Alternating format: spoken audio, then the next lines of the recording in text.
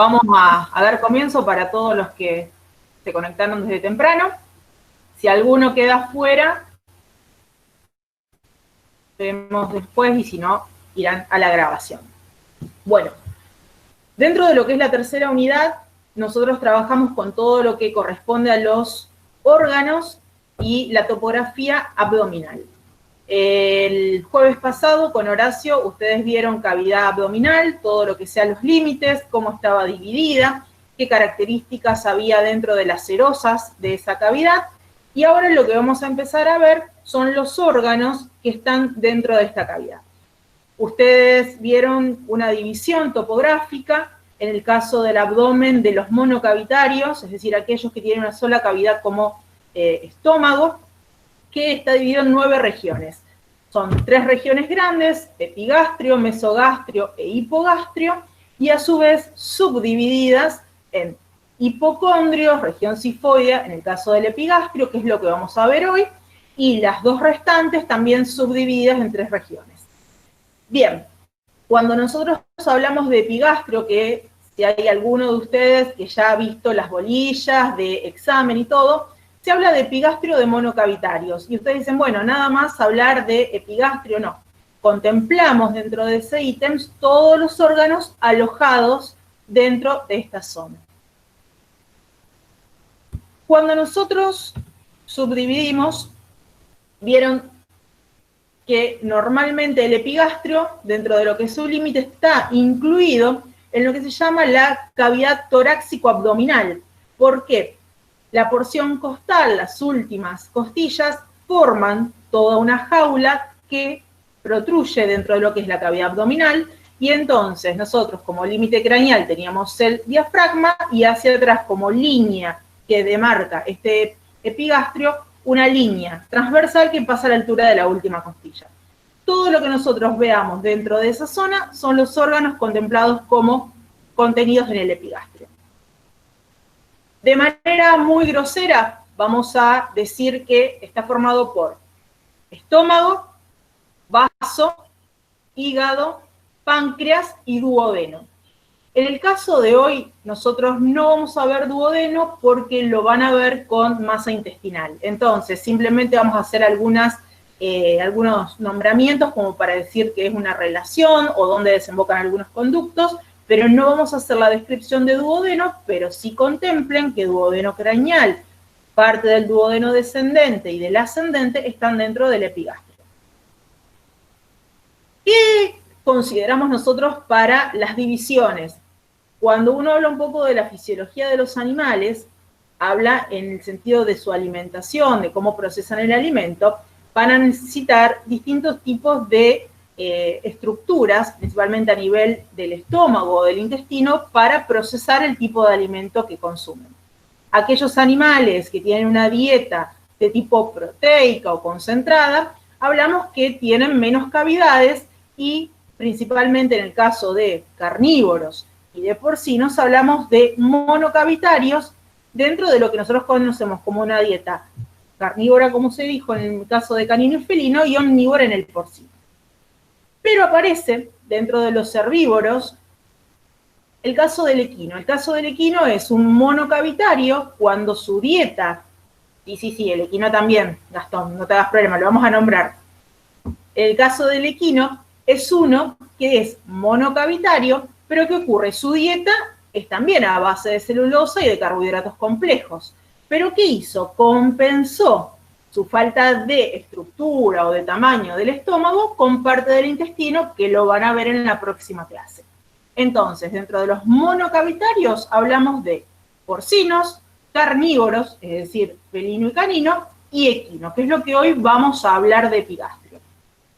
Dentro de los policavitarios quedan los rumiantes y un escaloncito más, que después lo van a ver como anatomía comparada, que son las aves, que son los di o bicavitarios, porque tienen 2 compartimientos su estómago. ¿Qué otra clasificación vamos a hacer después, que quizás ustedes lo hayan visto? En base al tipo de dieta, estos monocavitarios van a ser, según su estructura mucosa, van a dividirse en simples o complejos. Después lo vamos a ver con la estructura interna. Bien, vamos a empezar describiendo lo que es estómago.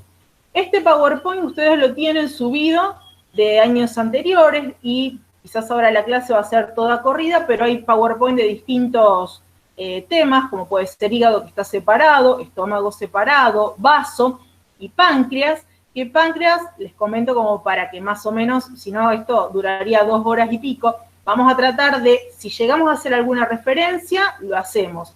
Si no, dentro de esta horita y media, como para que ustedes tengan un tiempo para poder conectarse a la otra charla, que creo que viene a las 11 de ustedes, creo que es estadística, vamos a dejarlo, total es un tema sencillo con la bibliografía.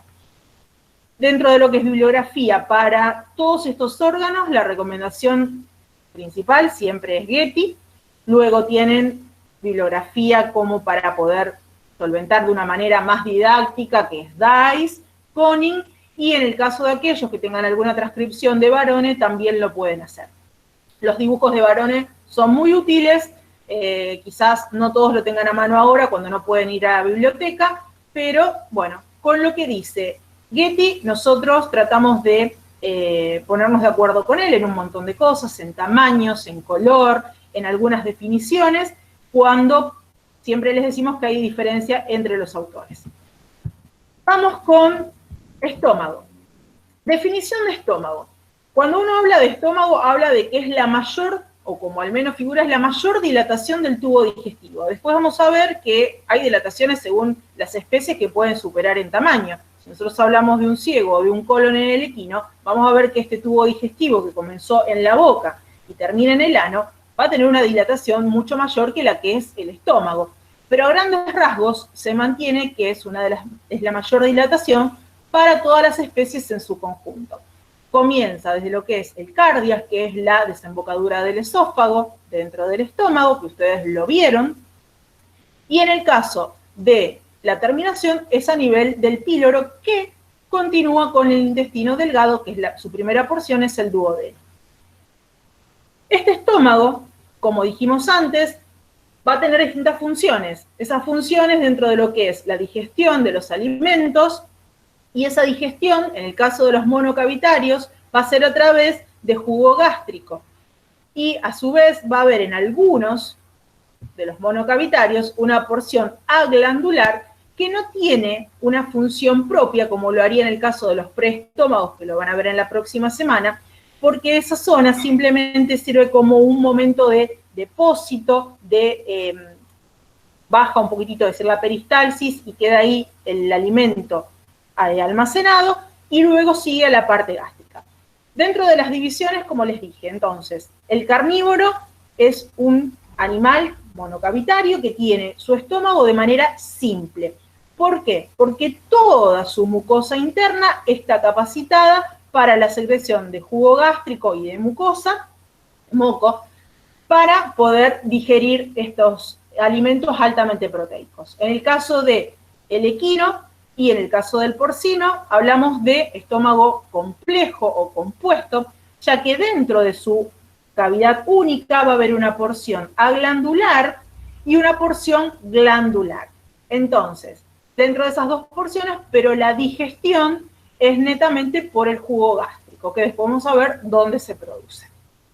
Hay algunas enzimas, algunos compuestos para lo que es la represión a nivel nervioso, es decir, algunas funciones cerebrales que van y viajan en base a la represión de este estómago para la saciedad de los animales, pero bueno, la función principal del estómago es la digestión. Forma. Ahí vamos a empezar un poquitito a hablar, siempre tomamos un patrón general, hablamos que tiene una forma de B corta en la mayor parte de los animales, es como si fueran dos estructuras, es decir, dos ramas que se unen en un ángulo, ese ángulo va a cambiar de acuerdo a los animales y cómo está cada uno distribuido. Y vamos a ver que si nosotros trazamos un plano medio en el abdomen, 3/4 partes van a estar hacia la izquierda y una cuarta parte hacia la derecha. Por eso hablamos de una porción izquierda y una porción derecha. Esto es importante ¿para qué? Para cuando ustedes tienen que posicionar o dar una ubicación topográfica del abdomen. La mayoría tenemos un poquitito en base a nuestro conocimiento del cuerpo humano, de que el estómago está a la izquierda. Y cuando se presentan ustedes, ya sea en anatomía 1, anatomía 2, o quizás después en anatomía patológica, cuando ustedes vean, el estómago no está totalmente a la izquierda, sino que está desplazado hacia la izquierda y no ocupa solamente, en el caso de los animales, el hipocondrio izquierdo como muchas veces lo colocan, sino que del plano medio, 3/4 partes a la izquierda y 1/4 parte a la derecha, que avanza sobre los otros órganos y tiene relaciones con órganos del lado derecho. Eso es de una manera general, así podríamos verlo. Nosotros cuando le empezamos a dar la forma más globosa, cuadrangular o forma de B corta en el caso de los carnívoros, comienza a tener este esquema de estómago. Esperen que hay alguien que se quiere conectar, medio tarde, pero bueno, vamos a ver si puedo llegar a correr esto acá. Bien, ahí lo admitimos. Seguimos.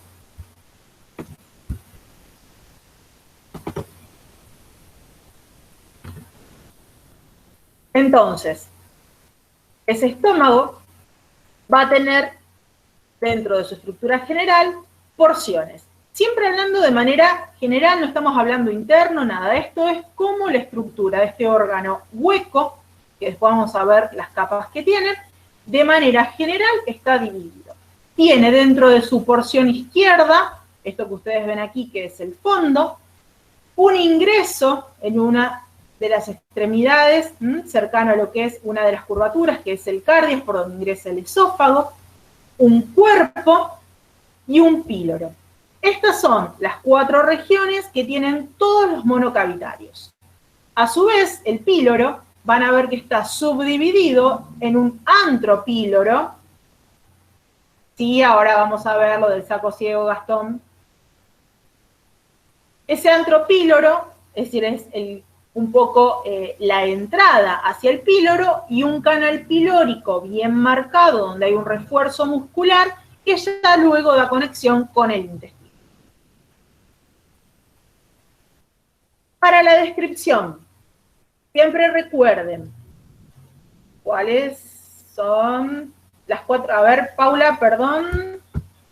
Vamos a tratar, yo siempre les digo, a ver, las 4 partes, cardias, cuerpo, píloro y fondo.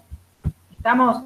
Yo voy a tratar de seguir la clase, ¿por qué? Porque si queda grabada y estamos cortando tanto, se les van a ir muy largo. Todas las preguntas vamos a tratarla de pasarla por el foro como vinieron haciendo con todos. Vamos, les vuelvo ahí un cachitito con lo de Paula, como para si a alguno le quedó lo mismo. Fondo, cuerpo, cardias y píloro. Después, el píloro lo dividimos en un antropíloro, un canal pilórico propiamente dicho.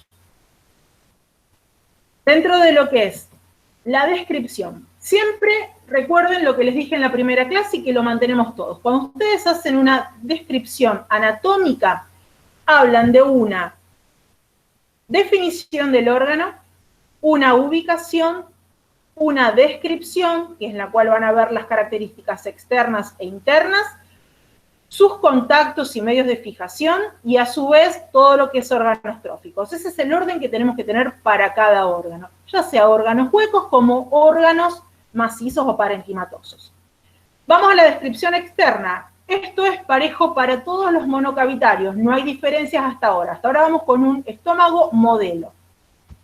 Vamos a ver ahí, describir de la siguiente manera.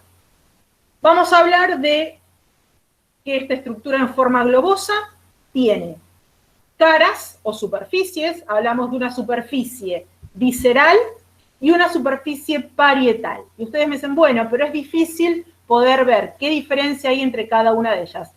Ambas caras son convexas, son lisas, y lo que hacen estas caras que estamos viendo aquí es contactar de diferente manera, y por eso se le llama parietal o visceral.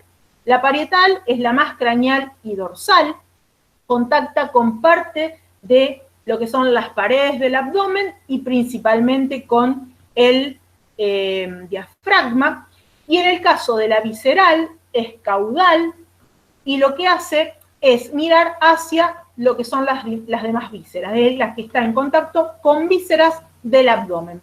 Siempre acuérdense que el estómago va a variar en las distintas especies en su posición, según el grado de represión, y según los órganos que están dentro de su zona topográfica, y que va a hacer que los eleven hacia lo que es el dorso del abdomen o pueda descender, como en el caso de un carnívoro.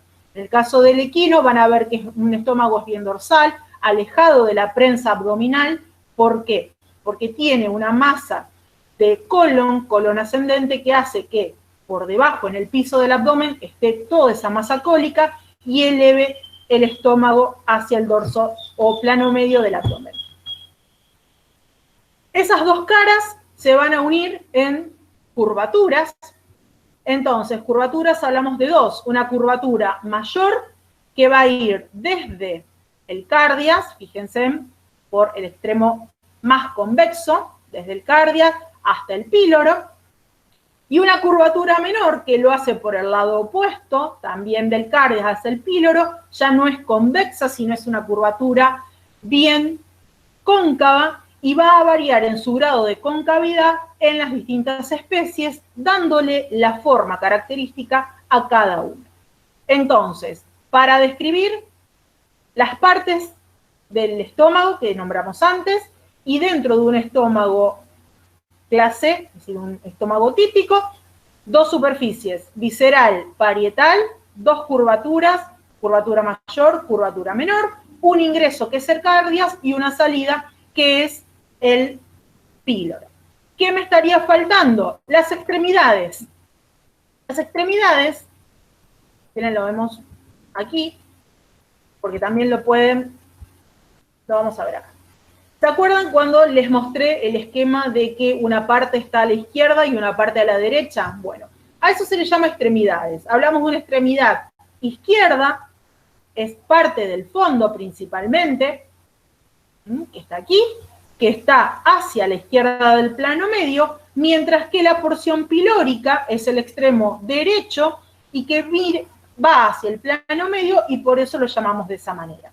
Entonces, junto con las caras, las curvaturas, el ingreso y el egreso, hablamos de las extremidades, que es izquierda y derecha. Dentro de lo que son las superficies, vamos a ver un poquitito las formas del estómago. Fíjense, en el caso del equino, hablamos de un estómago en forma globosa, que no es representativo en tamaño. Hablamos en un tamaño normal que puede ir desde los 5 hasta los 15 litros, hablamos en un promedio de 10 litros, cuando si lo compararíamos con una masa de preestómagos y estómagos de un rumiante que comen lo mismo y estamos en 200 litros, es muy escueto su tamaño. Vamos en el caso del cerdo, en el cerdo hablamos de 2 litros hasta 6 litros, siempre va a variar un poco en base a lo que son las líneas, o también un poquito la edad que contemple cada uno de los autores como edad adulta, y en el caso del canino, según la talla de las razas, hablamos de medio litro hasta 2 litros y medio. ¿Qué cambia? En el caso del equino dijimos que era globoso, en el caso del cerdo es más cuadrangular, y en el caso del equino tiene una forma como de V corta. En el caso del canino, fíjense que la extremidad izquierda es bien globosa y la izquierda es mucho más escueta, mucho más angosta, y eso es lo que le da la forma, junto con la curvatura menor, más aguzada, que en el caso del equino se llama incisura angular. Si ustedes miran, en el caso del equino también hay un ángulo. Sin embargo, en base a lo que nosotros vinimos viendo, el accidente anatómico como incisura angular simplemente lo vamos a nombrar en el canino, por más que muchas veces lo puedan escuchar quizás a Connie hablar en el equino, que pasa lo mismo. Nosotros el canino hablamos de que la curvatura menor es bien aguda, bien cerrada, y por eso hablamos de incisura angular. En los demás es una curvatura menor que puede ser más o menos cerrada. Si seguimos, dentro de lo que es la superficie visceral, vamos a ver que como gran diferencia anatómica entre las especies vamos a encontrar en el cerdo que en la extremidad izquierda, ya comenzando la curvatura mayor, aparece un divertículo gástrico. Después vamos a ver qué tiene adentro, pero ese divertículo gástrico, que mira hacia el plano medio y hacia ventral, está dentro del comienzo de la curvatura, en la extremidad izquierda, y es un pequeño remanente que ha quedado y que fisiológicamente no cumple ninguna función, pero que anatómicamente nosotros vamos a ver como una diferencia a nivel estructural, a nivel principalmente de característica externa como para poder diferenciarlo.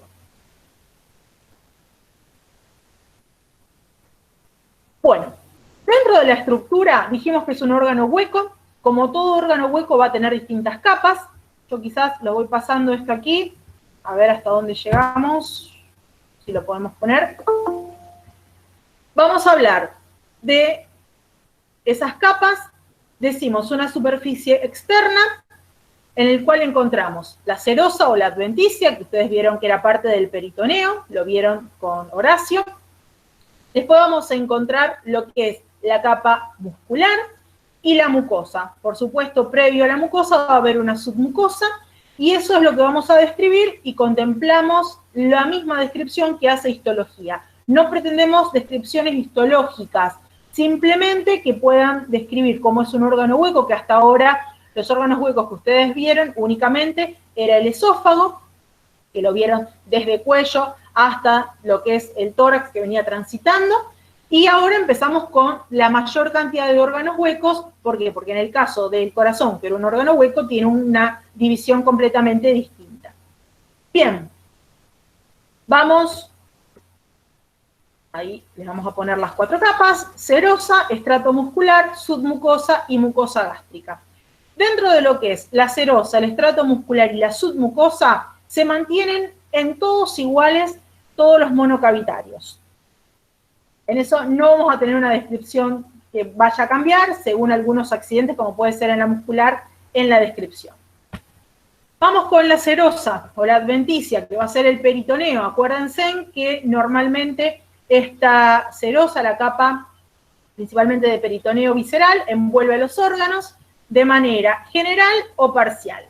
En el caso del estómago, vamos a ver que la serosa cubre todo el órgano excepto las curvaturas, que es donde ambas capas, la de una cara visceral y la cara parietal, se juntan y van a formar dos prolongaciones serosas o proyecciones serosas, que son los omentos. Vieron con Horacio 2 omentos, un aumento mayor y un aumento menor. En el caso de los monocavitarios, vamos a ver que el aumento mayor se desprende en sí, continúa de las caras parietal y visceral por la curvatura mayor, y va a ser todo un delantal, en el caso del carnívoro y en el caso del porcino, que envuelve, aparte de las vísceras, y entonces vamos a ver que este aumento mayor va a terminar insertándose en última porción del colon mayor, colon transverso y primera porción del colon descendente, o colon menor, como le quieran llamar en algunos casos. Nosotros trabajamos con colon ascendente, colon transverso y colon descendente como parte del intestino grueso. Entonces, el monocavitario, el aumento mayor, va desde la curvatura mayor del estómago hacia lo que es última porción de colon ascendente, colon transverso, una pequeña partecita puede ir hacia páncreas, pero normalmente lo tomamos de esa forma, y primera porción del colon descendente. Esa es la inserción, que va a variar, para que más o menos lo tengan en cuenta, con el caso de un policavitario, que van a ver que este mismo aumento que sale de otra parte del estómago va a insertarse en el duodeno, para que lo tengan en cuenta. Entonces aquí, curvatura mayor, colon transverso como eje y primera porción del descendente y última del ascendente. Bien, ese aumento, como vieron, lleva órganos tróficos y va a formar parte de lo que son la bolsa aumental, que también la describió Horacio la semana pasada. El aumento menor, a diferencia del aumento mayor, sale de la curvatura menor y va a ir hacia el hígado. Es un medio de conexión con el hígado y va a ir hacia lo que se llama el porta hepatis o ilio del hígado. Como ven ahí, después vamos a encontrar lo que sean las arterias. Eso lo vamos a ver en irrigación. Bien, hay un medio de sujeción que no se nombra, en este caso en el PowerPoint, que es un tejido areolar que la extremidad izquierda, que se acuerdan que les dije que tenía alto contacto con el diafragma, forma un pseudoligamento, es decir, es llamado ligamento, pero no es verdaderamente un ligamento como ustedes lo vieron, como dependencias de peritoneo, y es un tejido areolar que une esta extremidad izquierda con el diafragma, y se llama ligamento gastrofrénico, y está ocupando ese espacio gastrofrénico que vieron con Horacio. Entonces, es un ligamento que parte del estómago, es un pseudo, porque no es verdaderamente, no cumple los requisitos para ser un verdadero ligamento, que nosotros lo contemplamos también como un medio de fijación. ¿Qué medios de fijación tenemos? Vamos con el aumento. Si ustedes se acuerdan, ese aumento, como les describió Horacio el otro día, salía del estómago, iba hacia la cavidad, casi hacia la entrada de la cavidad pélvica en el caso de los carnívoros, volvía, se insertaba en el colon transverso, pero a su vez unía otros órganos. Principalmente en el caso del aumento mayor, lo va a hacer con el lado izquierdo. En el caso de un órgano que tiene relación con el estómago, que aún no lo vieron, lo vemos después, que es el vaso, un órgano hematopoyético, y ese vaso está en contacto con el estómago a través del aumento mayor, pero tiene dependencias como ser un ligamento que se llama gastroesplénico o gastrolienal. Lienal es lo mismo que vaso, que esplénico. Entonces, esta porción se llama ligamento gastroesplénico y es parte del aumento mayor. El gastrofrénico, dijimos que era ese tejido areolar, y si vamos al aumento menor, lo va a contactar con el caso, ahí lo tienen, va retrasadito, el aumento menor va a ir hacia el ilio, y en el ilio va a formar dos estructuras, es decir, o dos dependencias, que son ligamentos verdaderos, que son el hepatogástrico y el ligamento hepatoduodenal. Para todos aquellos que manejan algún tipo de resumen de algún compañero, hay un error que siempre lo cometen cuando ponen medios de fijación del estómago o del hígado, que es un ligamento hepatopancreático. Muchas veces lo confunden con un ligamento, un medio de sujeción que está entre el estómago y el páncreas, que es gastropancreático. Yo, para que está mal puesto, se ve que en algún resumen, entonces como para que lo tengan en cuenta. Dependencias del aumento menor, ligamento hepatogástrico y ligamento hepatoduodenal. No hay hepatopancreático, lo dejamos bien claro. Dentro de lo que es, bueno, el estrato muscular.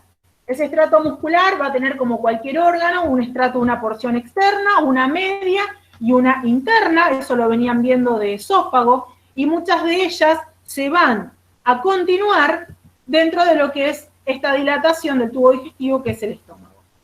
Bueno, fíjense, hablamos fibras, vamos a ver cada una de ellas. A ver si lo podemos poner ahí. Fibras circulares que van a estar principalmente hacia lo que es lo que nosotros normalmente tomamos, los espacios donde puede haber un esfínter. Entonces va a ir hacia la zona del antro y del píloro. En el caso de las longitudinales, fíjense en que va a estar únicamente en las curvaturas, curvatura mayor, curvatura menor, y en el caso de las oblicuas, dentro de lo que son las superficies.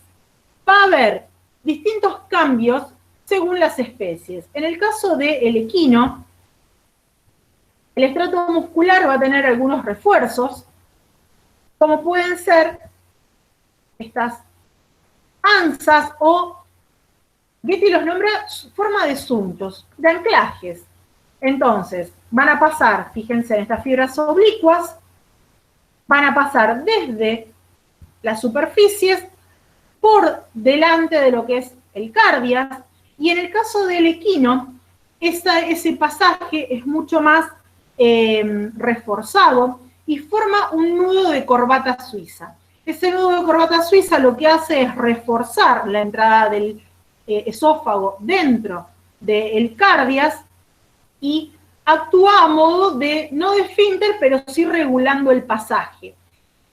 ¿Qué hace eso? Que junto con la posición oblicua del esófago dentro del estómago, en el caso del equino, y ustedes recordarán el paladar blando, bastante largo en el caso del equino, junto con otra característica que yo les dije recién, el abdomen está alejado de la prensa abdominal, hace que el caso del equino sea un animal que se dificulte el vómito. No es que no puede vomitar nunca en su vida.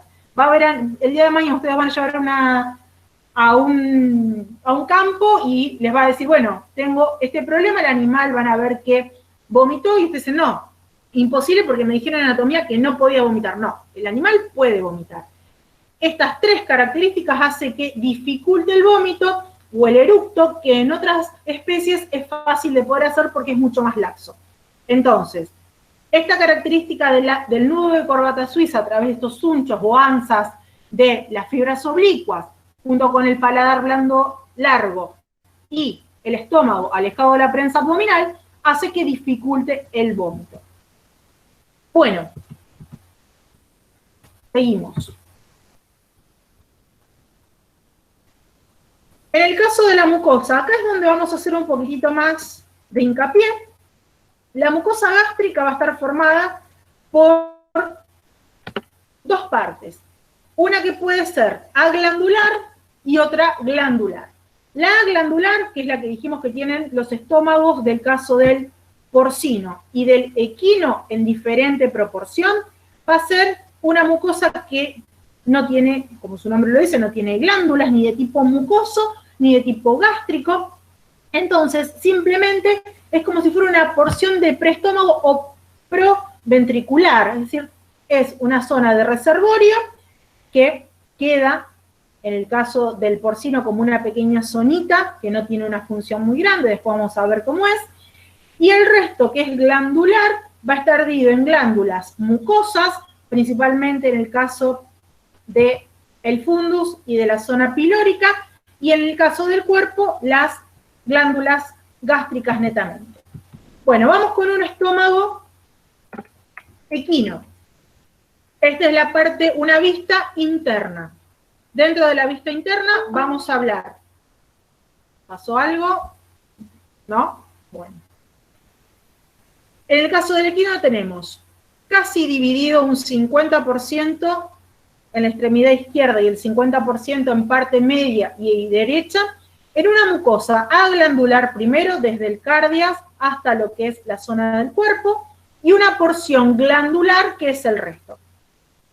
Esta porción aglandular de la glandular se divide internamente, no lo van a ver en el exterior, por un borde aserrado que se llama marcus plicatus.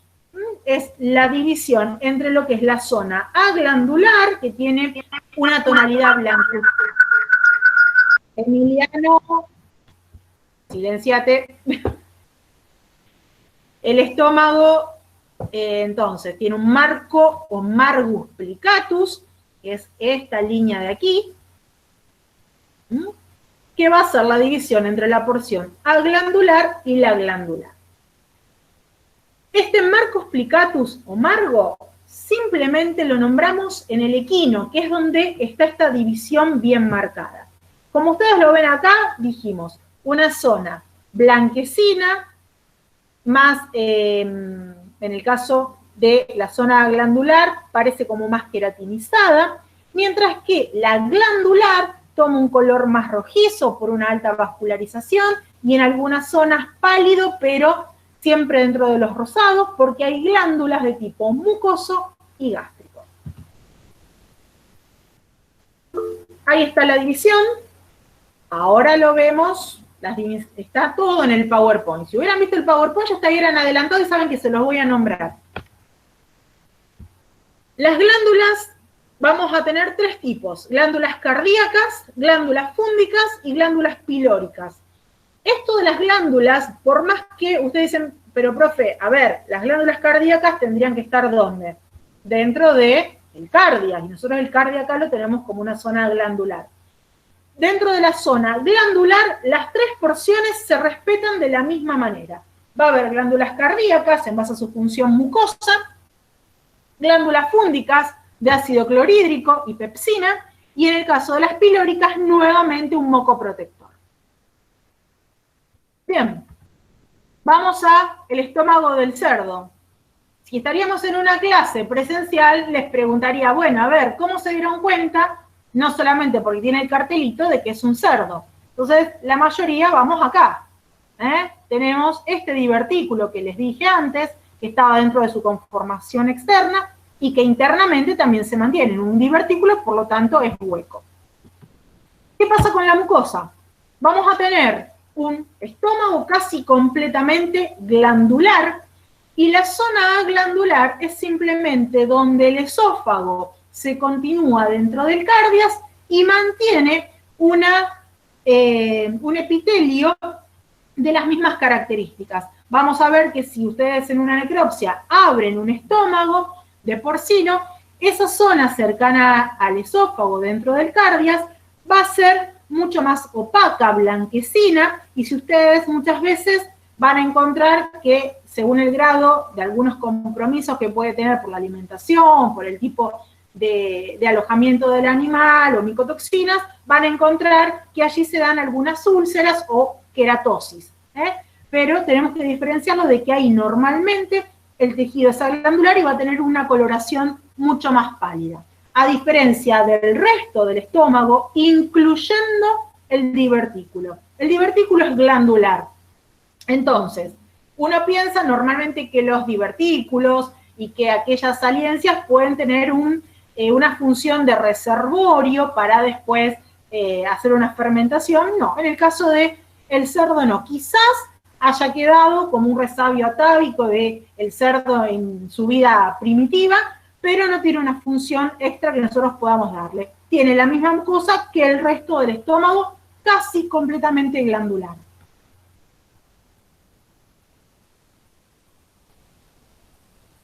División de la mucosa. ¿Se acuerdan cuando vimos en el equino que a partir del marcus plicatus hacia lo que es la extremidad derecha veíamos las tres porciones de mucosa? Acá se respetan igual. Hablamos de glándulas cardíacas, glándulas fúngicas y glándulas pilóricas, con la misma función que en el caso del equino. Vamos al carnívoro. Estómago completamente glandular, por lo tanto es considerado un monocavitario simple. Dentro de lo que es la mucosa, normal, igual que en el otro, glándulas cardíacas, glándulas fúngicas y glándulas pilóricas. Bueno, llegamos a la última parte de lo que es estómago. Lo vamos a hacer de una manera rápida, no porque sea un tema que no tenga importancia, sino porque si ustedes vieron, y algunos ya revisó y se fue adelantando, hay un PowerPoint, una clase armada de lo que es irrigación de abdomen, donde va aorta, y vamos a ver bien detallado cada cosa. Pero acá vamos a nombrar cómo es la irrigación del estómago y por qué es importante. Nosotros sabemos que la aorta abdominal, es decir, la aorta una vez que atraviesa el diafragma por el hiato aórtico, va a transitar por dorsal y hacia la izquierda del abdomen y va a dar distintas ramas. Dentro de las ramas vamos a encontrar grandes troncos, como puede ser el tronco celíaco, mesentérica craneal, mesentérica caudal, ramas gonadales, renales, y donde termina en el caso las que van las ilíacas. ¿Qué ocurre?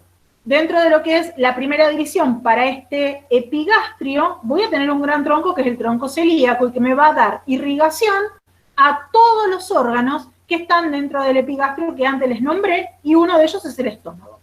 El estómago es un órgano que tiene una alta cantidad de irrigación, pero principalmente tiene una red anastomótica doble que hace que ante cualquier obstrucción pueda compensarse con alguna de las ramas que están viniendo de distintas ubicaciones. Entonces vamos a ver que el tronco celíaco se trifurca, excepto en el porcino, que después van a ver más adelante que se bifurca. Pero para que tengan una idea, da hacia la derecha una arteria hepática, hacia la izquierda una arteria esplénica y en la parte media hacia la izquierda la gástrica izquierda. ¿Qué vamos a encontrar? Que el estómago está irrigado por 4. La arteria esplénica me va a dar como rama, una rama, aparte después vamos a ver que da para el vaso, como su nombre lo dice, una rama que se llama arteria gastropiploica izquierda, que va a ir por la curvatura mayor y se va a anastomosar, como ustedes lo ven aquí, con una arteria gastropiploica derecha que viene de aquella rama que la daba el tronco celíaco hacia la derecha, que es la hepática. Entonces, la curvatura mayor del estómago va a tener irrigación dada por gastropiploica izquierda, gastropiploica derecha, 2 ramas que vienen de distinta subdivisión del tronco celíaco, esplénica a la izquierda, hepática a la derecha. ¿Qué ocurre? Me está quedando todas las caras más la curvatura menor. La curvatura menor va a tener también una doble irrigación. La irrigación va a estar dada por la gástrica izquierda, rama del tronco celíaco, que me va a dar ramas parietales y viscerales, y a su vez una arteria gástrica derecha, que es rama directa de la arteria hepática. Fíjense entonces, las gástricas, derecha e izquierda en la curvatura menor, y en la curvatura mayor, la gastropiploica izquierda con la derecha. Estos 2 arcos anastomóticos o circulación arterial, tanto de la curvatura menor como de la curvatura mayor, llevan la sangre, van hacia la cara parietal y cara visceral, como lo tienen ustedes, a ver si lo puedo poner aquí, fíjense, pero hay una zona en la cara parietal y en la visceral de menor irrigación, que es la que tiene un valor para las prácticas quirúrgicas. Si yo tengo que hacer algún tipo de incisión, no la voy a hacer cerca de las curvaturas, sino que voy a ir hacia la parte media de las caras superficial, es decir, la cara parietal o visceral, que es donde tengo menos riego sanguíneo. Entonces, 4 entradas arteriales y después van a ver que hay algunas gástricas cortas que la da la gástrica izquierda, pero de manera grosera, esa es la irrigación del estómago. Con respecto a la parte venosa, satélite, y van a ir hacia lo que es la vena esplénica, que esa vena esplénica luego va a formar parte de ¿quién? De el tronco que forma la vena porta. Bueno, ahí terminamos un poco con lo que es estómago. Vamos a ver la hora, 9:46, bien. Vamos a seguir con lo que es hígado, dentro de los órganos que más ocupan este epigastrio. Con respecto a hígado, seguimos el mismo parámetro. Este PowerPoint lo tienen separado ustedes en la plataforma, en el campus. Vamos a hablar de una definición anatómica que nosotros pretendemos. Una glándula, es la mayor glándula del cuerpo, es decir, de los animales. Es una glándula anexa al sistema digestivo. Vamos a encontrarlo que tiene una función netamente metabólica, es decir, algo también en el caso de la vida fetal, de la producción de algunos componentes sanguíneos, pero normalmente lo que nosotros trabajamos es a nivel metabólico. Va a detoxificar el cuerpo, es decir, otro órgano de detoxificación van a ver más adelante, que es el riñón, pero el hígado es la vedette en el caso de la detoxificación y procesos metabólicos. Dentro de lo que es ubicación, vamos a ver que está desplazado del plano medio hacia la derecha, pero la única especie que tiene a la derecha del plano medio el hígado es el rumiante, que hoy no lo vamos a ver. Pero las demás especies, a diferencia de lo que vimos con respecto a lo que es el estómago, que tenía 3/4 parte a la izquierda y 1/4 parte a la derecha, el hígado es casi invertido. 3/4 parte a la derecha, 1/4 parte hacia la izquierda, y en el caso de los animales jóvenes va a ocupar por su mayor tamaño debido a la necesidad de estos procesos metabólicos y de producción de unas células o componentes, va a tener un tamaño mayor y puede ocupar todo lo que es el epigastrio en su cara más craneal, haciendo una relación más estrecha con el diafragma en ambos lados. Bien, color. Si ustedes se fijan, en estómago, siendo un órgano hueco, nosotros el color es un color rosado en base a su irrigación. Vamos a ver que dijimos en algunas partes es pálido, más rosado, más amarillento, pero en el caso del hígado y en el caso de los otros órganos que vamos a ir viendo, el color es importante. ¿Por qué? Porque un montón de patologías el día de mañana o cambios se van a ver reflejados en modificaciones, ya sea de consistencia, de color o en su tamaño y forma. En el caso del color, hablamos de pardo rojizo, no hablamos ni de marrón, ni de amarillento, todos esos son desvíos. El día de mañana ustedes abren un animal que tiene, vamos a suponer, depósitos grasos o un hígado graso, lo van a ver pálido, blanquecino, o con manchas blanquecinas. El pasaje de algunos parásitos van a ver manchas blancas, una aflatoxicosis van a ver que cambia a un color amarillento. Entonces, siempre tengan en cuenta que el color normal y parejo, parecido en cada una de las especies, aunque en algunos va a ser más pálido y en otras un poco más subido de tono, es un pardo rojizo. Consistencia.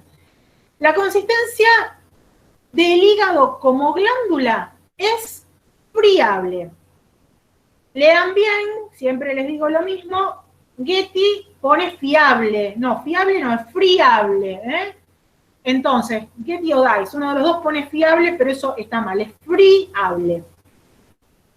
¿Friable es como la plastilina? No, la plastilina es elástica.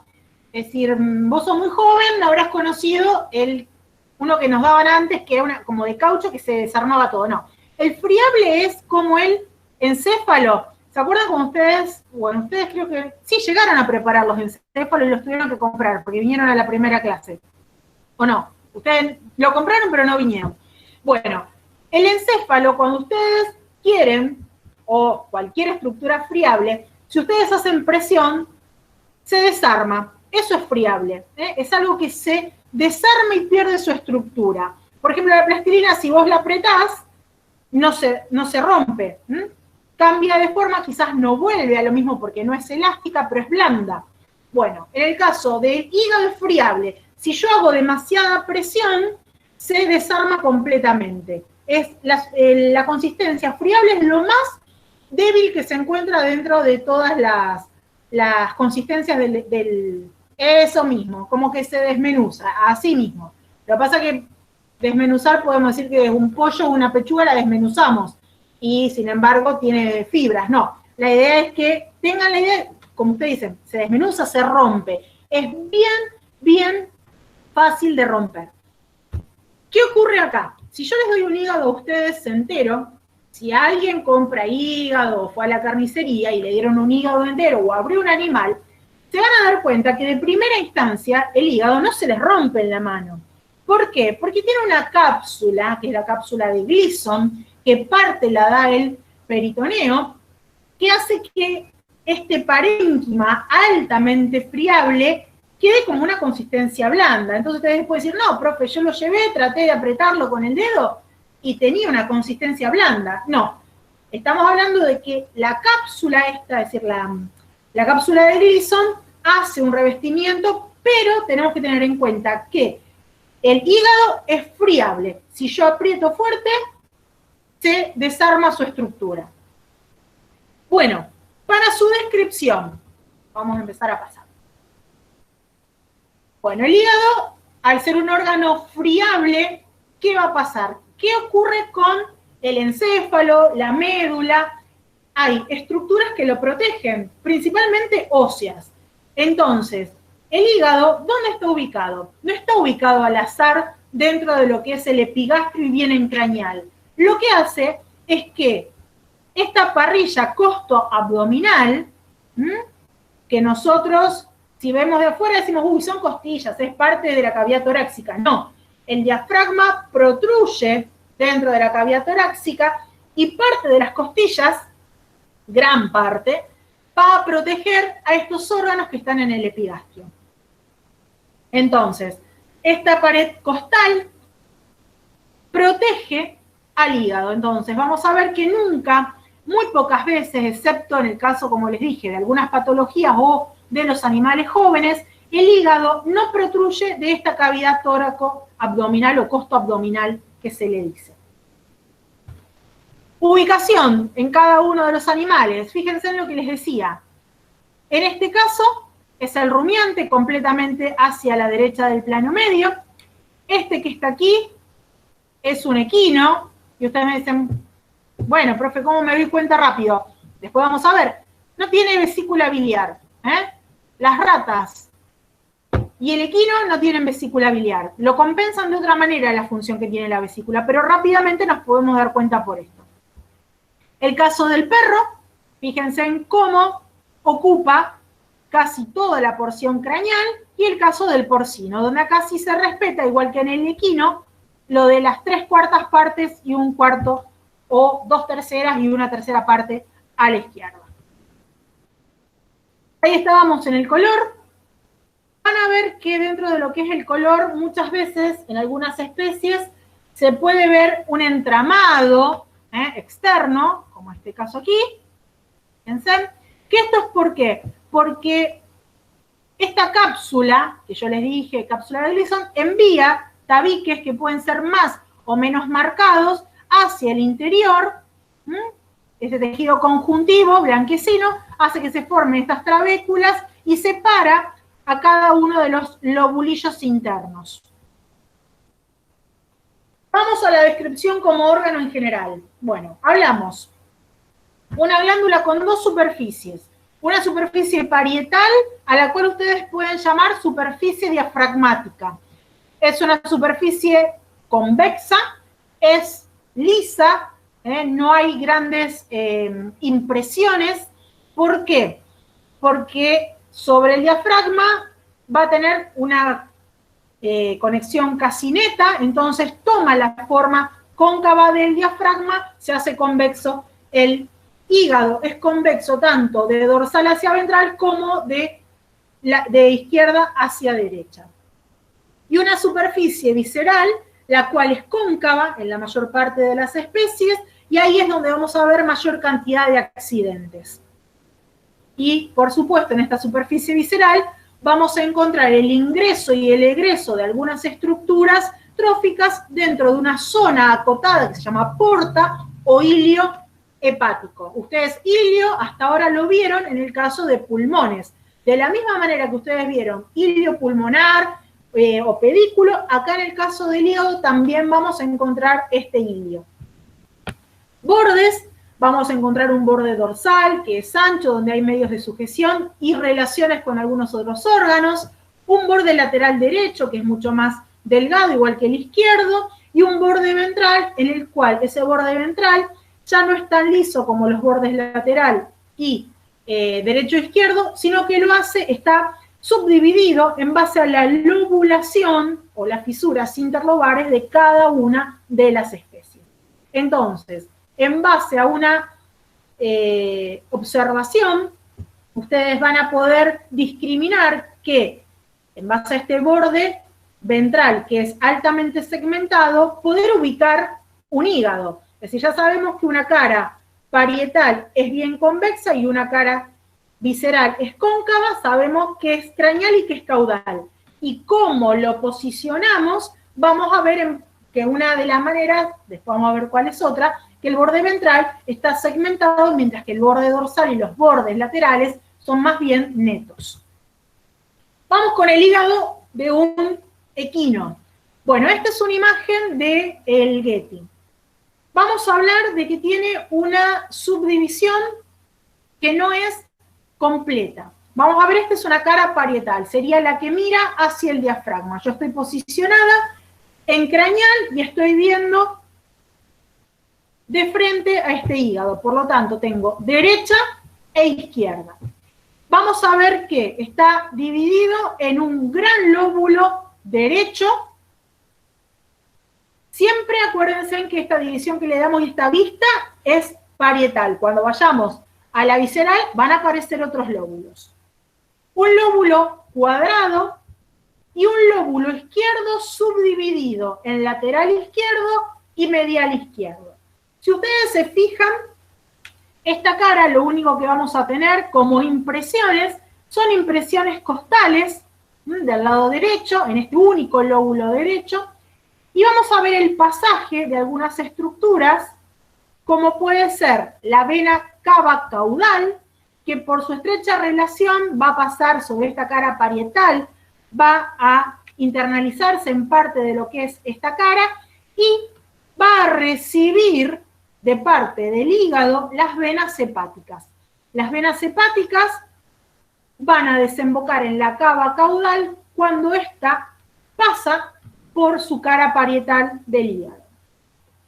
Vamos a encontrar una pequeña escotadura sobre el borde dorsal, que es para el pasaje de ¿quién? Del esófago.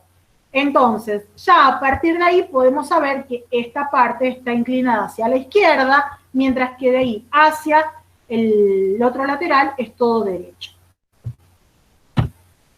Si vamos a la cara visceral, vamos a encontrar muchas más cantidades de accidentes porque va a estar en contacto con un montón de órganos. Dentro de el mayor contacto lo hace con el estómago. Fíjense en que hay una impresión gástrica bien profunda.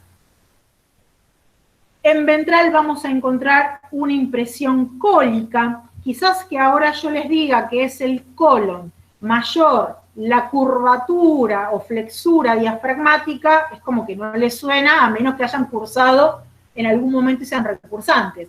Pero para que ustedes tengan una idea, el colon del equino tiene un tamaño, una dimensión considerable, avanza en todo el piso del abdomen, llega hasta la región sifoidea y por eso, a diferencia de otras especies, choca con el hígado y deja una impresión marcada. A su vez tenemos, bueno, aquí en esta zona de esa impresión cólica, también más que cólica aquí en esto, hay una impresión cecal, que es la cabeza del ciego, que también toma un rol preponderante en el caso del equino. Impresión duodenal, la mayoría de las especies tiene una impresión duodenal, que es cuando el duodeno craneal pasa sobre la cara visceral del hígado y imprime o deja una pequeña impresión dentro de lo que es esta cara. ¿Qué otro accidente más vamos a ver? Vamos a encontrar lo que yo les decía en esta cara, que es este accidente libre de peritoneo, que es el porta hepatis. El ilio portal es de importancia porque por allí ingresa ¿quién? La arteria hepática, que es rama del tronco celíaco, que su función es llevar irrigación nutricia a este órgano. Si ustedes se acuerdan, hígado y pulmón tienen una doble circulación de riego sanguíneo.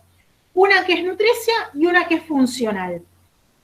En el caso del pulmón, son dos arterias que eran de tipo, una funcional, que era el tronco pulmonar, y una que era el broncoesofágico, que era de tipo nutricio.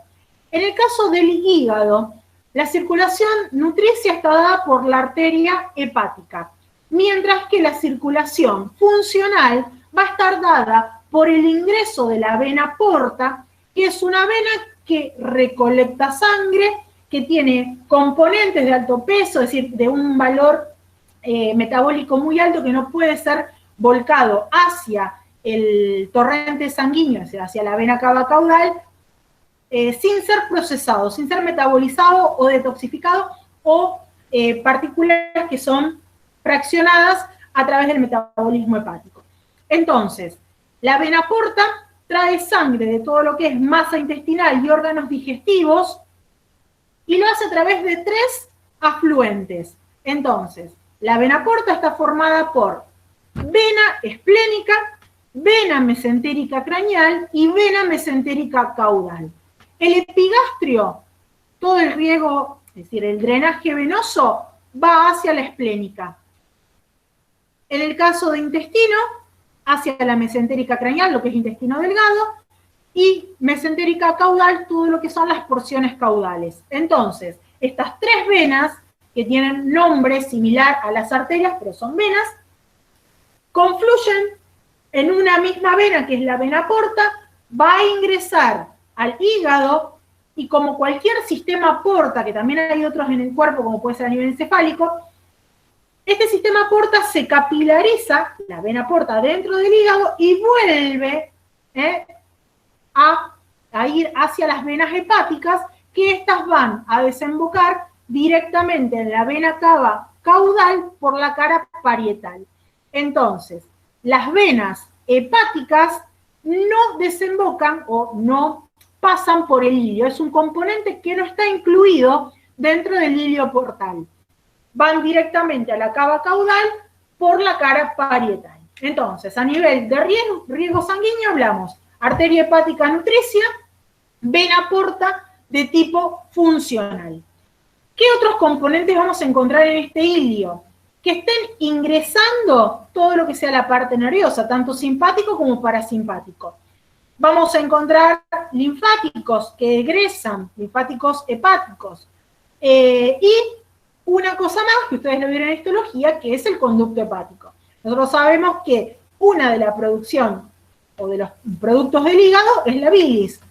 Esta bilis abandona el hígado a través de lo que es el conducto hepático, que pueden ser 2 conductos, el derecho y el izquierdo, que se fusionan en uno solo y abandona el hígado como conducto hepático. Van a encontrar algunos ganglios linfáticos anexos a esta zona del ilio portal, pero hasta ahí terminaríamos con lo que son los componentes. Muchas veces en un parcial se pregunta cuáles son los componentes del ilio. Entonces, nombrar desde arteria, se los nombro por una cuestión de que siempre o le falta algo o le sobra algo. Entonces, arteria hepática, vena porta, linfáticos, nervios y conducto hepático.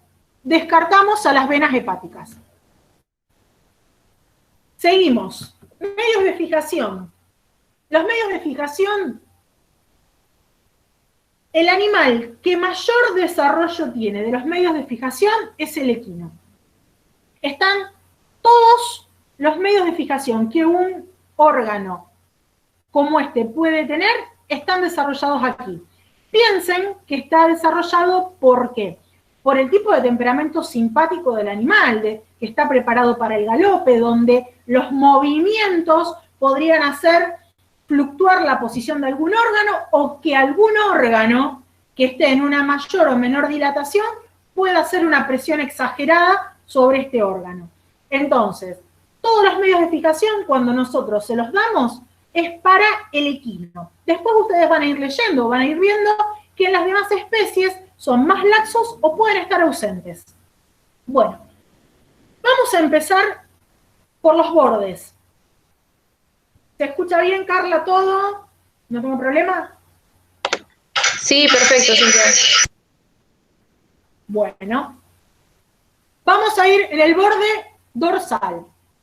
El borde dorsal va a tener en su porción derecha un ligamento triangular, que es dependencia de peritoneo, y que ancla al hígado de manera estrecha con el pilar derecho del diafragma. Entonces, un ligamento triangular por su forma, la forma que tiene, que es triangular, borde dorsal hacia la derecha del plano medio.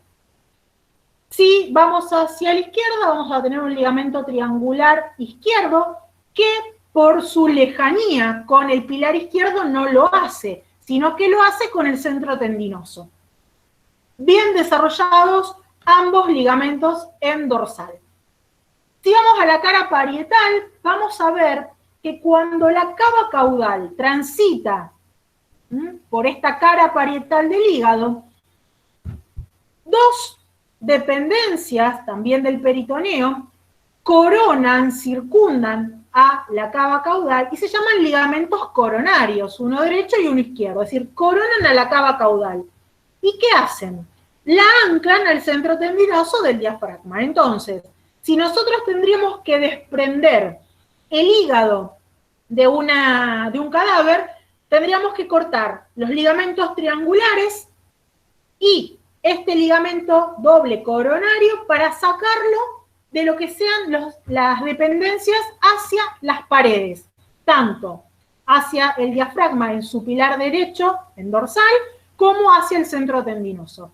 Ya de ahí puedo sacarlo como un bloque esplánico, es decir, con otras estructuras viscerales, pero que no va a estar adherido a la pared dorsal ni hacia el diafragma. ¿Qué otra estructura me está quedando? Hacia ventral, fíjense, los ligamentos coronarios, les voy a pasar otra imagen, a ver, ahí estamos.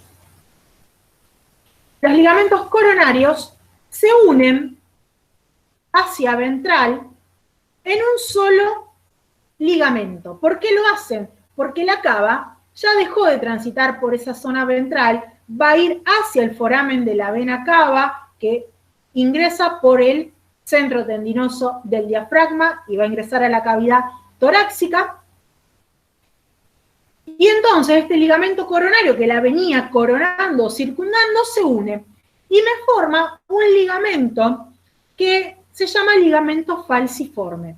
También lo une a parte del diafragma y ese ligamento falciforme va a continuarse por el piso del abdomen y llegar hacia lo que es la cicatriz umbilical. ¿Por qué lo hace de esta manera? Porque por dentro de este pliegue, el ligamento falciforme, en el feto circulaba la vena umbilical, que ustedes en el adulto lo ven como un vestigio llamado ligamento redondo. Entonces, los coronarios se fusionan, forman el ligamento falciforme.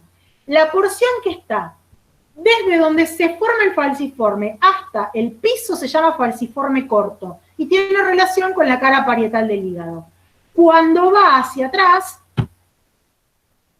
a ver si tengo algún esquema, no. Va hacia atrás, hacia caudal por el piso del abdomen junto con el vestigio de la vena umbilical, se llama falciforme largo, pero todo es el ligamento falciforme que se originó con los dos coronarios. Hasta ahí terminamos los medios de fijación en esta cara parietal. En la cara visceral, únicamente vamos a encontrar lo que dijimos antes. ¿Se acuerdan que era el aumento menor con su ligamento hepatogástrico y hepatoduodenal, que son dependencias del aumento menor que se van a insertar aquí, cerca del porta hepatis. A su vez, van a encontrar que el hígado, en la mayor parte de las especies, excepto en el porcino, se relaciona con el riñón derecho. Por lo tanto, va a haber un medio de fijación que puede estar más o menos desarrollado, que es un ligamento hepatorrenal. Que es dependencia, muchas veces dicen que es el mismo triangular derecho que da una dependencia hacia el riñón. Bueno, las relaciones las vimos. En el caso del equino ya hablamos. Estómago, lo cual también lo hace con el porcino y lo hace con el canino. La masa cólica no imprime en el caso del porcino y del canino, pero sí lo hace en el caso del equino. El ciego, esa impresión cecal, únicamente lo hace en el equino, no va a haber en el caso del porcino y tampoco en el caso del canino. El riñón imprime en el caso del canino y del canino felino y del equino, pero no en el porcino, porque el riñón derecho en el porcino está alejado, es decir, está en una posición más caudal con respecto a las demás especies.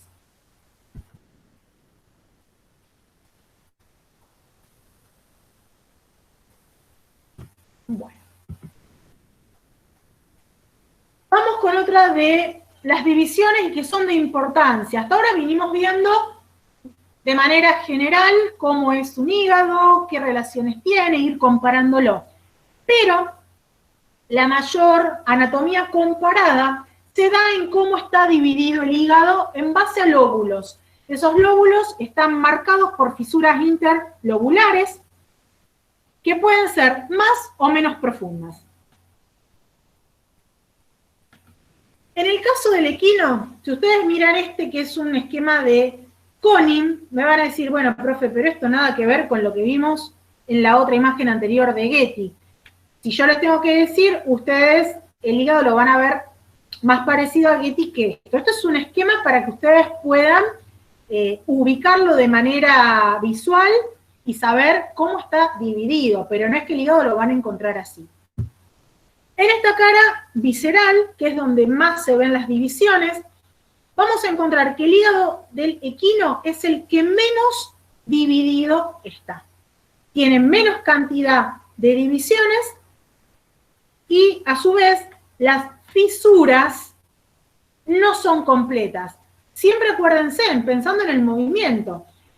En algunos casos, ustedes van a encontrar que los animales, se los dice, creo que en pulmón, y también alguna bibliografía lo nombra en equino, que en el hígado, quiero decir, que según el grado de actividad, los órganos están más subdivididos. Entonces ustedes dicen, profe, me está diciendo que el equino tiene un alto ejercicio, es decir, tiene un movimiento que puede ser más o menos brusco en su galope, y que a su vez tendría que tener todos los órganos subdivididos, y estamos viendo que el pulmón y el hígado no lo están. O sea, por ahí fisiológicamente hay algunas discrepancias, pero nosotros contemplamos que el hígado del equino no está completamente subdividido, y que por ahí puede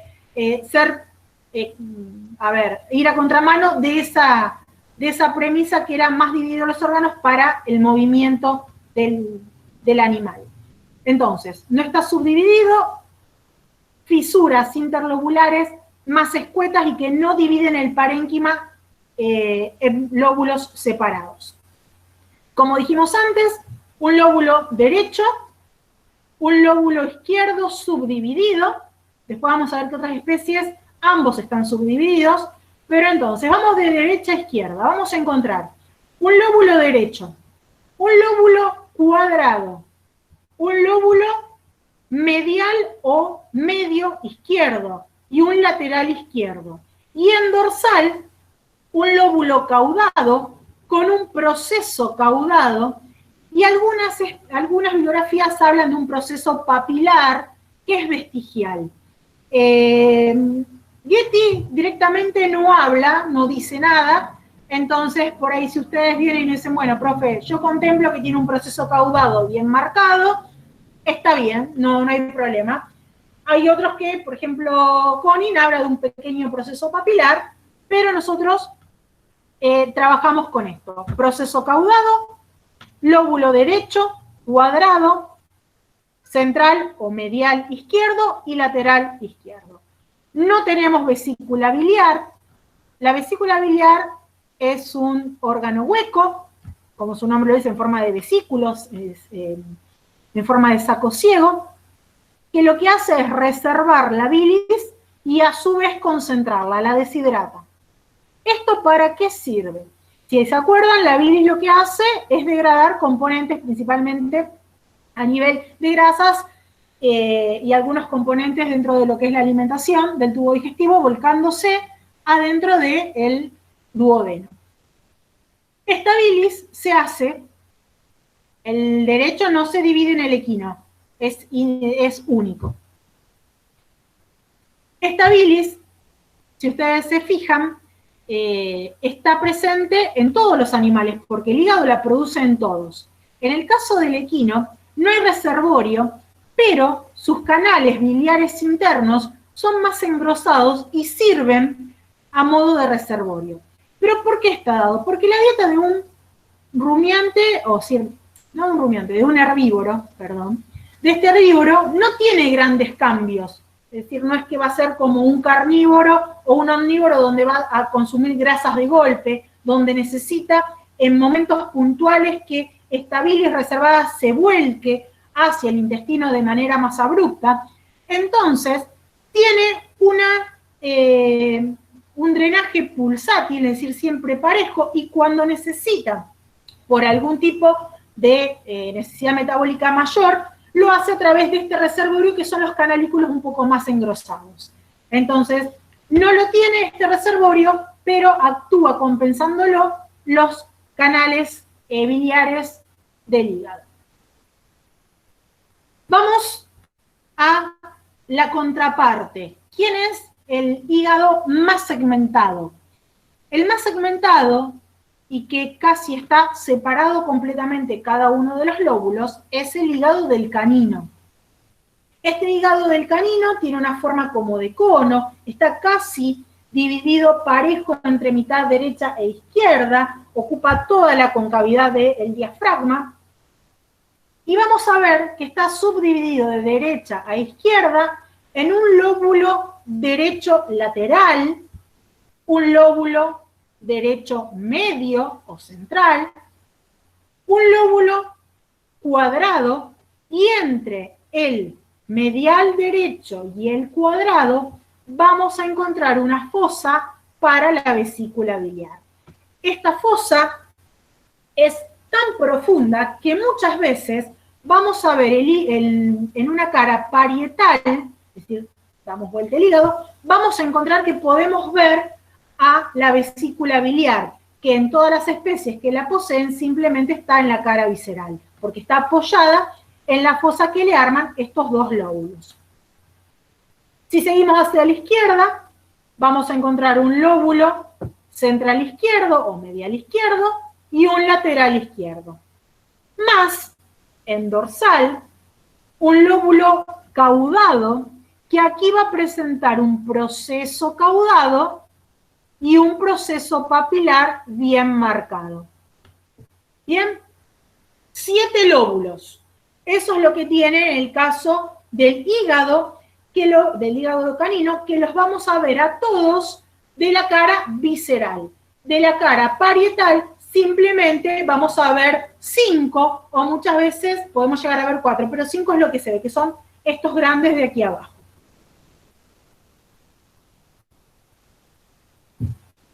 Seguimos. Vamos con el porcino. El porcino, dentro de los monocavitarios, tiene mayor número de lóbulos y fisuras interlobares más profundas que en el caso del equino. Se parece más al caso de un carnívoro. Y vamos a encontrar que dentro de subdivisión tenemos un lateral derecho, central derecho, cuadrado, central o medial izquierdo, lateral izquierdo. Y dentro del lóbulo caudado simplemente presenta el proceso caudado. Nunca va a presentar el proceso papilar. Cuando se acuerdan que les dije que en el caso del equino a veces nombran un pequeño vestigio del papilar, pero nosotros decimos que no. Acá, en el caso del porcino, no hay proceso papilar nunca. Siempre hay proceso caudado. La vesícula biliar, también alojada en el caso de la fosa que le forman los dos lóbulos, pero más que nada lo hace el central derecho. Fíjense, se los explicamos acá. ¿Se acuerdan que del porta hepatis salía el conducto hepático? Que era por donde iba la bilis. Esa bilis va a tener un recorrido que puede ir directamente hacia el duodeno o entrar hacia la vesícula biliar para ser almacenada. El conducto que conecta la vesícula biliar con el conducto hepático se llama conducto cístico. ¿Qué dice aquí? El cerdo presenta el proceso caudado, pero no el papilar. Sí, el papilar no lo presenta. El conducto cístico más el conducto hepático forman esto que se llama conducto colédoco. El colédoco únicamente existe en las especies que tienen vesícula biliar.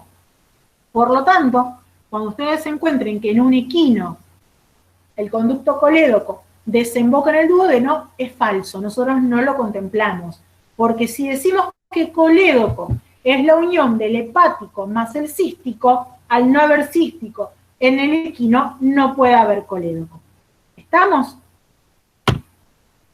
Bueno, el hígado del bovino lo van a ver con Andrés la semana que viene, esta semana creo que no. Sistema porta, es lo que le expliqué antes, de estómago, masa intestinal, a nivel del epigastrio y vaso, todos van a ir por la vena esplénica, que es una de las afluentes. La masa yeyunal, duodeno, va a ir hacia lo que es mesentérica, vena mesentérica craneal, y las porciones distales, es decir, lo que es colon descendente, va a decir colon mayor y colon descendente por la mesentérica caudal, y todas van a formar la vena porta. Esa vena porta ingresa al hígado, entra al sistema canalicular y va a formar parte de lo que es la irrigación funcional. Esto era más que nada para que vean cómo el conducto hepático junto con el conducto cístico formaban el colédoco. Estructura básica del lóbulo hepático, contemplamos lo mismo que contempla histología, de la misma manera que se da en histología 1, lo damos nosotros. Así que en eso no hay discrepancia. Irrigación de hígado. El hígado está irrigado por una rama del tronco celíaco, que es la hepática.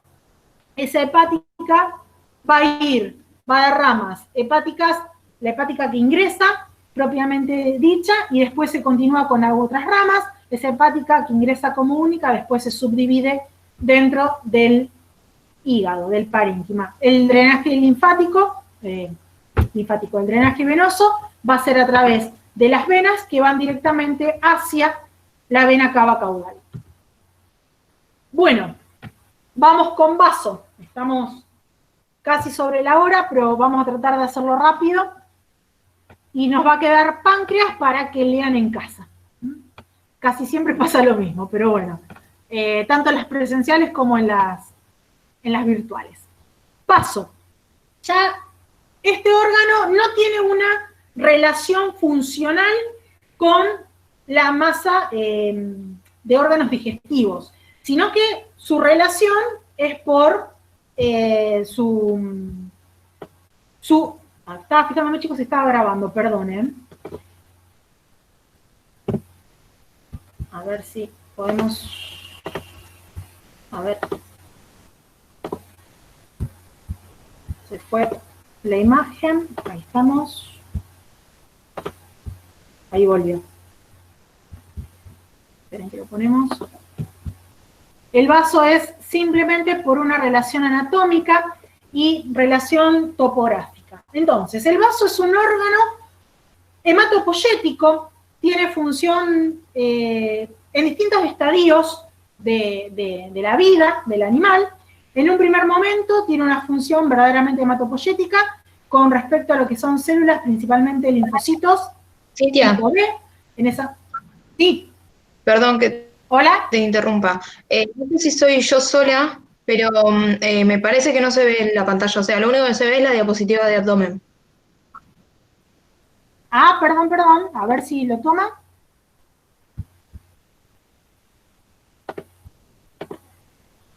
Vamos a dejar de presentar y vuelvo a presentar. A ver si lo toma ahora. ¿Ahí? No. ¿Ahí volvió? Ahí está, ahí listo. Ahora sí. ¿Listo? Bueno, gracias. Bueno, entonces este vaso, ya dijimos la definición, y dentro de las funciones es formación, maduración de linfocitos B, que después lo toma la médula, y principalmente durante toda la vida del animal, lo que hace es el reservorio de sangre y principalmente la eliminación de células sanguíneas, principalmente los glóbulos rojos, aquellos que ya han cumplido una vida útil, se da dentro de lo que es la pulpa del vaso, todo lo que sea la metabolización de estos y eliminación. Entonces, dentro de esa definición, nosotros hablamos que, dijimos, funcionalmente no tiene relación con el tubo digestivo. ¿Qué consistencia tiene? También es un órgano que está considerado friable, pero van a ver que es blando porque su cápsula es tan gruesa que hace que uno, cuando lo toque, tiene una consistencia blanda. ¿Estamos? Si uno iría hacia la parte de la pulpa, sí es friable, pero como órgano en general es un órgano blando. La forma va a variar en cada una de las especies. Vamos a ver que en el caso del equino va a tener una forma como de bota o de jota, con una base ancha y un vértice que es agudo. Después vamos a ver alguna imagen. Tiene de color, fíjense que dice azul rojizo. Esto se lo pusimos para que, en cierta manera, lo corrijan. ¿Por qué? Porque la bibliografía habla de un azul rojizo, pero el rojo, en el caso del equino, no aparece como rojo. Si no hablamos de un gris acerado, un azul grisáceo, que eso es lo que más se parece. A ver qué dice acá. Alguien dice, rojo púrpura, no. El rojo púrpura, en el único que ustedes van a ver un rojo brillante, como algunos les dice, es en el ave. En el ave se va a ver bien el rojo. En los demás va a tener siempre un aspecto gris acerado en el equino. Y después en las demás especies va a ir variando según el mayor porcentaje de pulpa roja que se pueda ver y pulpa blanca, como en el caso, por ejemplo, de un cerdo que se ve jaspeado, en el caso de un bovino o un carnívoro, que ahí aparecen más los rojizos, más vinosos. La forma, a ver si pasa ahí, miren que ahí estamos. Fíjense, esta es la forma de un equino. Tiene una forma como de bota. Vamos a encontrar un borde dorsal, un borde caudal, un borde craneal y un vértice. Esta es una vista de la cara visceral. Su cara visceral va a estar en contacto con el abdomen, con el estómago, con la curvatura mayor del abdomen, del estómago. Mientras que la cara parietal va a estar en contacto con las últimas costillas. Entonces vamos a encontrar impresiones costales en la cara parietal, mientras que en la visceral vamos a encontrar superficies de contacto con el estómago, la masa intestinal y el riñón izquierdo. Esos son los tres contactos que tiene el vaso en su cara visceral. El vaso, el jueves pasado se los dijo Horacio, pero se los vuelvo a refrescar. Es un órgano que está por fuera de las vísceras. Entonces se llama órgano perivisceral izquierdo. Mientras que del lado derecho ustedes tienen al duodeno descendente. Bien, dentro de los medios de fijación del vaso vamos a encontrar un ligamento que lo une con el riñón izquierdo, reno esplénico o reno dienal, un ligamento que es parte del omentó mayor, que se une a este ilio en forma de cresta, que es el gastroesplénico, y una dependencia frénico-esplénico que va a ir hacia el diafragma y que sale en su porción más craneal, que está apoyado sobre el diafragma. Esos son los tres ligamentos que ustedes pueden ver. Las relaciones, como ustedes lo ven aquí, en el caso de la porción, el ángulo caudal, que es este, queda sobre las últimas dos costillas, mientras que el vértice avanza y queda a nivel de la novena. Eso es como para que ustedes tengan una idea de cómo está ubicado de manera casi oblicua sobre la pared abdominal. Eso es en el caso del equino. ¿Qué más podemos decir del equino? Que en la cara visceral donde ingresa la arteria esplénica, va a hacerlo a través de múltiples puntos por un hilio en forma alargada que forma una cresta, y esa cresta es la que me divide en una superficie intestinal y una superficie gástrica más cóncavas ambas. Por eso hace que esta cresta sea bien marcada en el caso del equino. Tienen ahí, con otro dibujito. Vamos con el porcino, que es el otro monocavitario. En el caso del porcino, el color es un color rojizo jaspeado. ¿Por qué? Porque la pulpa blanca y parte de su cápsula es como que dejan entrever todo este entramado y entonces se le ve un aspecto jaspeado, o muchas veces le llaman melangé, es decir, una mezcla entre color rojizo y color blanco. Pero cuando ustedes lo sacan van a ver que tiene un color pálido y parejo en todo lo largo del órgano. Va a tener un tamaño que puede oscilar entre los 40 y 60 centímetros de largo, tiene forma de lengüeta, sus extremidades, tanto proximal como distal, ya no difieren como en el caso de un equino, sino que son más parejas, y lo que tiene de particular, no de la cantidad de pulpa, sino de cómo se ve a través de esa cápsula. En el caso del porcino se ve más la pulpa blanca. En el caso del porcino, ustedes van a poder ver que, a diferencia de lo que ocurre en el equino, el vaso está bien contra el lado izquierdo. Mientras que si ustedes abren un animal, un porcino, van a poder ver que su extremidad distal, su vértice, puede avanzar y cruzar todo el piso del abdomen y verlo del lado derecho también. Y eso no significa que haya una esplenomegalia, es decir, que esté aumentado de tamaño, sino que, según algunos animales, podemos llegar a verlo. Lo que sí hay que tener en cuenta es que el ancho, es decir, nunca supera al largo, es decir, en el caso del porcino, es una forma de lengüeta bien alargada, puede tener unos 8 centímetros de ancho. Vamos a ver que en la cara parietal las impresiones costales no son tan marcadas porque no hay un ancho como para que lo pueda hacer. Vamos a encontrar que en la cara visceral va a haber una cresta marcada y van a estar divididas también en esas 3 zonas, una zona gástrica, una impresión intestinal y una impresión renal. ¿Qué cambia en el caso de las relaciones del vaso porcino?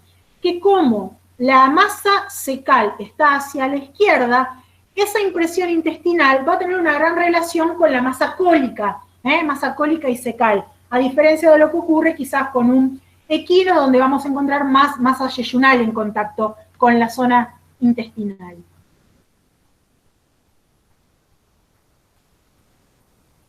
Con respecto al hilio, fíjense, acá le habla de rojo oscuro.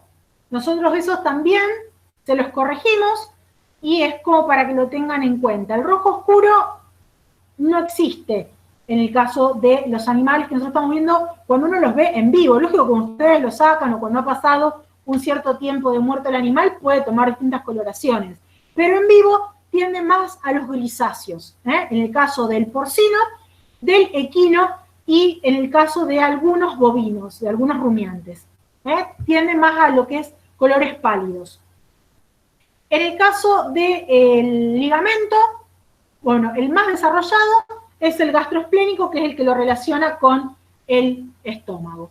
El hilio es todo a lo largo y también va a ser lo mismo que con el hilio del equino, que va a ir dando ramas a lo largo de todo este hilio. En el canino cambiamos. La forma es falciforme, en forma de hoz, de guadaña. Otros hablan de que tiene forma como de gemelos, como si fuera de una pesa, con 2 extremidades. Lo que tienen que tener en cuenta es que, a diferencia del equino, la base es más angosta que el vértice. Entonces, en proximal vamos a ver una extremidad más aguda y en ventral una forma más ancha. Fíjense, ¿ven? a diferencia de lo que ocurría con el equino. El color acá sí es un rojo más vinoso, más violáceo, y lo que vamos a encontrar es que tiene una relación estrecha con el estómago, va a cambiar su posición en base a la represión del estómago que lo mueve, y a su vez su ligamento gastrolienal es más laxo, no está tan fijado, es decir, de manera estrecha al estómago, sino lo hace de manera laxa, pero sí juega en la posición que va a tomar según los grados de represión del estómago. Con respecto a lo que es medios de fijación, ligamento gastroesplénico y frénico-esplénico, no tiene una relación muy estrecha con el riñón izquierdo, y lo que vamos a ver es que en su ilio, la manera de la arteria esplénica desembocar no lo hace como en el equino y en el porcino de manera directa, sino que la arteria esplénica pasa alejada, se subdivide dando pequeñas ramas, y estas a su vez, antes de entrar al ilio del vaso del perro, se subdivide a su vez más. Entonces son muchas ramas las que van a entrar, y no de manera puntual, en forma de ramilletes como lo hacía en las otras especies. Bueno, un poco acá como se ve en un decúbito dorsal, el vaso, hay una estrecha relación con el estómago y con la masa intestinal. Chicos, la irrigación va a estar dada, como dijimos antes, por la esplénica, rama directa del tronco celíaco, y esa esplénica no solamente se mete en el vaso, sino que continúa y se transforma en la gastropiploica, que es la que vimos que iba a dar irrigación a la curvatura mayor del estómago. Bueno, estamos en hora. Los voy a liberar porque si no, no se van a poder conectar a la otra charla. La idea era que, bueno, revisen un poco los PowerPoint, y tienen a su vez lo que es de páncreas también, es muy escueto, como para que lo puedan ver, y cualquier cosa, todas las preguntas a través del foro que van a ser respondidas. Muchas gracias y hasta la próxima.